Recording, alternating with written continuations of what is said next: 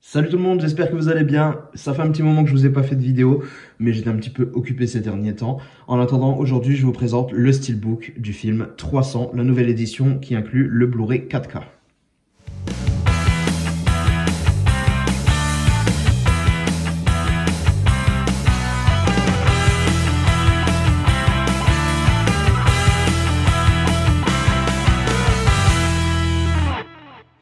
J'aime beaucoup ce film. Quand il est sorti, il m'avait graphiquement mis une claque vraiment très violente, justement. Alors c'est un film bourré de testostérone, des muscles, de la baston à gogo.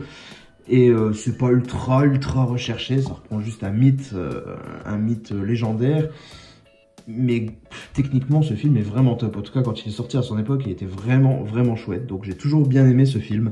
Et je possédais déjà une édition steelbook pour celui-ci, que je vous montre juste ici. Mais vous allez le voir, elle est quand même un peu moins intéressante que celle que je vais vous présenter. Même si il y a quand même à redire sur cette édition qui n'est pas du tout parfaite.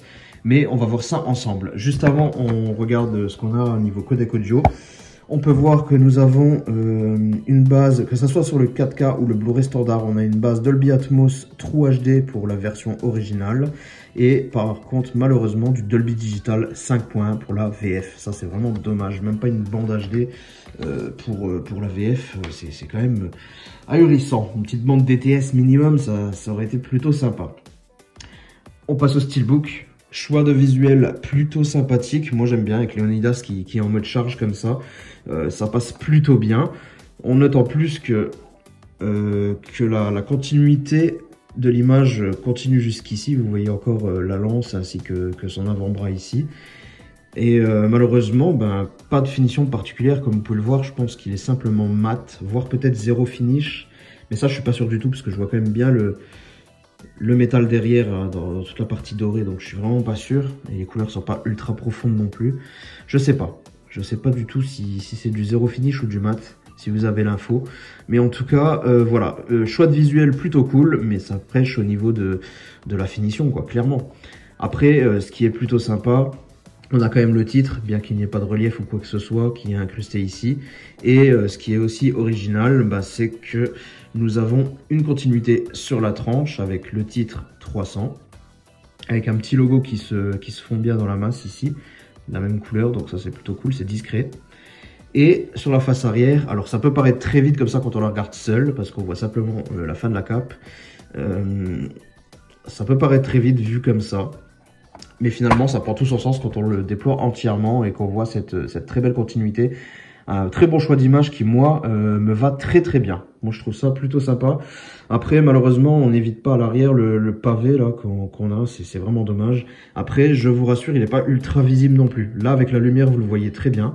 Par contre, regardez, quand vous le regardez, quand vous l'orientez pas vers la lumière, le pavé est quasiment, je dirais pas invisible, mais bon, il se voit beaucoup moins. En tout cas, dans la cape, là, c'est déjà beaucoup plus sympa. Ça passe beaucoup mieux.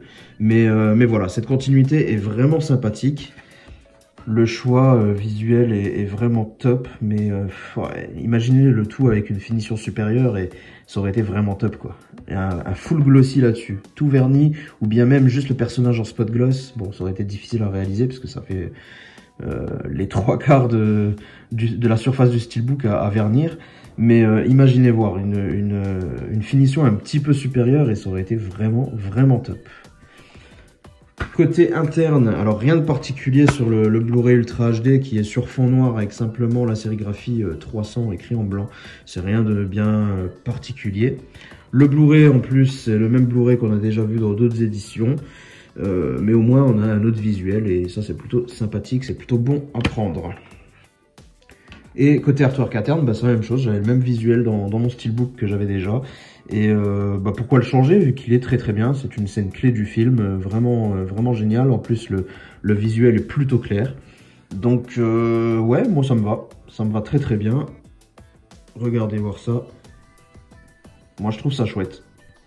Donc ça, c'est à vous de me dire ce que vous en pensez, mais moi je trouve que le steelbook est très sympa, il y avait de l'idée, les choix visuels sont vraiment très bons, mais c'est clairement au niveau de la finition qu'on s'est fait un peu couillonner sur ce coup-là, parce que avec une finition supérieure, ça aurait été tellement mieux, mais bon, c'est pas très grave, il remplace quand même fièrement mon steelbook que j'ai ici, que je vais du coup sûrement bazarder.